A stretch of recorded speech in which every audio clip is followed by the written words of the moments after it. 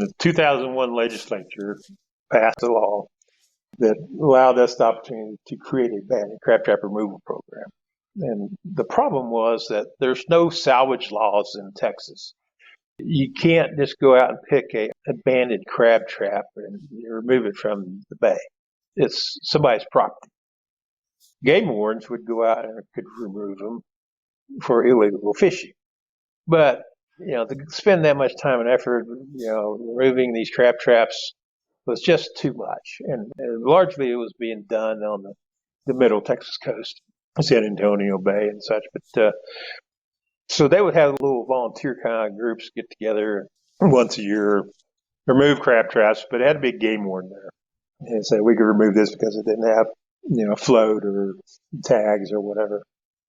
So they worked on that for a couple of years. And then one of the guys that they took with them came up with a bright idea that, maybe we should just get a law made where we can do this with volunteers. And anyway, the law got passed. Parks and Wildlife could create a banded crab trap removal program. It's to occur on the third Friday of each February and last for 10 days. During that 10-day period, any crab trap left in the water was considered abandoned and could be removed. Okay, so the problem with that is, you've got active crabbers. They're fishing, and this is their livelihood. So we had a little bit of learning curve there, and a little bit of pushback from the crabbing industry. But it was during February, not a time of year that caught a lot of crabs, and they soon bought into it. A few lazy crabbers didn't remove their traps, or they put them out in a pile in a bay somewhere. That didn't pass muster, but so they were still in the bay. They were still fair game. So we removed some that, they were active traps, but they weren't properly removed. So, but anyway, the program started in 2002, and man, it was a big hit. We had crab removal stations on every bay system on the coast, and I'm going to say we had roughly 16 or so spread out up and down the coast. People got involved, Coastal Conservation Association, Boy Scouts, Friends of whatever bay, all kinds of organizations got together and came out. Barbeques the day of cleanup, feed the volunteers, and people go out.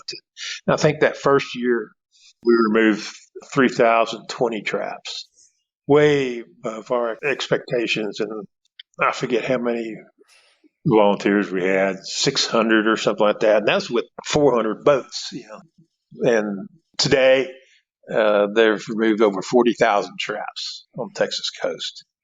And the program's still going strong. And one of the benefits of that program was not only removing unsightly trash in the bay, these banded crab traps, ghost fish. They attract fish into them and water crabs. The crabs die, can't get out and die, so they create bait. So there's a continuing fishability of these traps that goes on and on and on. And went around and looked at several of these traps to see what was in them, what they were catching. And I think we had like 30 species of fish and invertebrates, even like Diamondback terrapins. And we have a variety of game fish, red trouts, flounder.